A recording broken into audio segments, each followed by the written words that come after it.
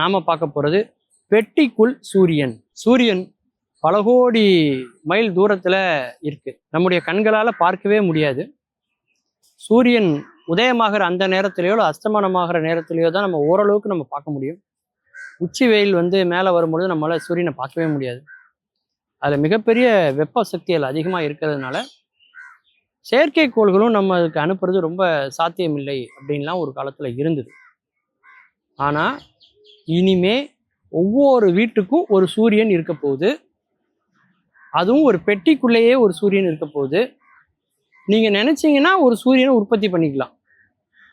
ஒவ்வொரு வீட்டுக்குள்ளேயும் இருக்கிற பெட்டிக்குள்ளே உள்ள சூரியன்லேருந்து மின்சக்தி எடுத்து நாம் இனிமேல் கரண்ட் பில் கட்ட வேண்டிய அவசியமே எதிர்காலத்தில் வராது. இப்போ நான் சொல்கிறதெல்லாம் உங்களுக்கு ஒரு பெரிய கனவாக இருக்கலாம். ஆனால் இதெல்லாம் எதிர்காலத்தில் வரப்போகிற தொழில்நுட்பங்கள். சூரியன் எப்படி இயங்குது அப்படிங்கிற அடிப்படையை நம்ம கொஞ்சம் யோசித்து பார்க்கணுங்க. எப்படி நட்சத்திரங்கள் ஒளிருது? சூரியனுடைய வெளிச்சத்தை தான் வாங்கி எல்லாம் பிரதிபலிக்குது இல்லையா? நிலவாக இருக்கட்டும், நட்சத்திரங்களாக இருக்கட்டும், எல்லாத்துக்கும் வெளிச்சம் எங்கேருந்து வருதுன்னு பார்த்தீங்கன்னா சூரியன்ட்டு என்ன வருது. சூரியனுக்குள்ளே எப்படி அப்படி ஒரு வெளிச்சம் இருக்குது, சூடு இருக்குது? அங்கே இருக்கக்கூடிய ஹைட்ரஜன் அணுக்கள் இருக்கு இல்லையா? அந்த ஹைட்ரஜன் அணுக்கள் ஒன்றோடு ஒன்று மோதுகிறது. அதிக வெப்பநிலையில் மோதுகிறது, அதிக அழுத்தத்தில் மோதுகிறது. அப்படி மோதுகிற போது வெடித்து ஹீலியம் என்ற ஒன்று உருவாகிறது. இந்த ப்ராசஸ் நடக்கும்போது அதிகப்படியான வெப்பம் வெளிவர்றதுனால தான் வெளிச்சம் அதிகமாக இருக்கு.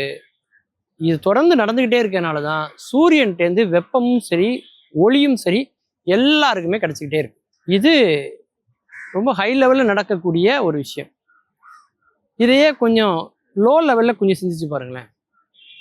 இதே ஹைட்ரஜன் அணுக்களை நாம் ஒரு சில அணுக்களை மட்டும் எடுத்து மோத வச்சு இதே மாதிரி ஒரு குட்டி சூரியனை உருவாக்க முடியுமா? முடியும். அதை 17ஆம் நூற்றாண்டுலேயே ஒருத்தர் முயற்சி பண்ணியிருக்கார். சூரியனை மாதிரி ஒரு சக்தி நமக்கு வேணும் அப்படின்னு அவர் உருவாக்கியிருக்கார். அவர் உருவாக்கியது பார்த்தீங்கன்னா காலையில் வேலை செஞ்சிருக்கு, மாலை வரைக்கும் நல்ல வேலை செஞ்சிருக்கு. ஆனால் இரவு நேரத்துக்கு அப்புறம் அது சரியாக செயல்படலை. அது ஒரு சில காரணங்களால் அவர் அதை தொடர முடியாமல் போச்சு. இப்போ அந்த திட்டத்தை கையில் எடுத்திருக்கிறாரு எலான் மாஸ்க். அந்த திட்டத்தினுடைய முதல் சுற்று சோதனையை வெற்றிகரமாகவே செய்து முடித்து விட்டது நம்முடைய சீனா. அப்படி என்ன அந்த திட்டத்தில் இருக்குது அப்படின்னு பார்த்தீங்கன்னா, 2 சின்ன குட்டி ஹைட்ரஜன் அணுக்களை மோத விடுறாங்க. அப்போ அந்த சூரியனில் நிகழ்கிற மாதிரி நடக்குதா அப்படின்னு பார்த்தா மோத விடுறது ரைட்டு தான். ஆனால் அது மோதுறதுக்கு சூரியனில் இருக்கிற மாதிரி வெப்பநிலையும் சூரியனில் இருக்கிற மாதிரி அழுத்தமும் வேணும். அதாவது 1000 மில்லியன் பார்த்துக்கோங்க. இப்போ 1000 மில்லியன் செல்சியஸ் வெப்பநிலை இருக்கணும் அப்படின்னா அதை உருவாக்குறது எவ்வளோ கஷ்டம், அது அந்த பெட்டிக்குள்ளே உருவாக்குறது எவ்வளோ கஷ்டம். அப்படி உருவாக்குனா அந்த பெட்டியே முதல்ல உருகிரும். அப்போ அதுக்குன்னு ஒரு மேக்னெட்டிக் ஃபீல்டை உருவாக்குறாங்க. மின்காந்த ஒரு அலைப்பெட்டியை உருவாக்கி அதில் இந்த ஹைட்ரஜன் அணுக்களை மோத விட்டு அதில் அந்த வெப்பநிலையை ஏற்படுத்தி அவங்க தயாரிக்கிறாங்க.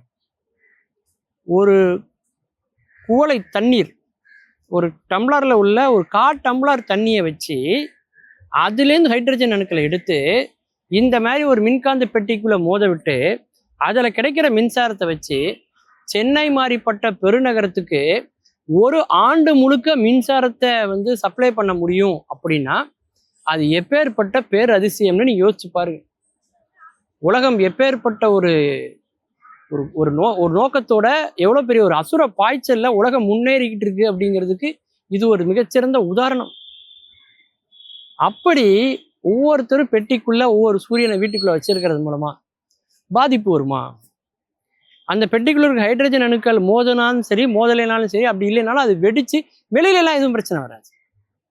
அது வேலை செய்யலைன்னா அது அப்படியே ஆஃப் ஆகிடும், அவ்வளோதானே தவிர அது வெடிச்சு எந்த செய்தியும் வராது. இதுதான் இப்போ நமக்கு கிடைச்சிருக்கக்கூடிய அரிய தகவல், சமீபத்திய தகவலும் கூட.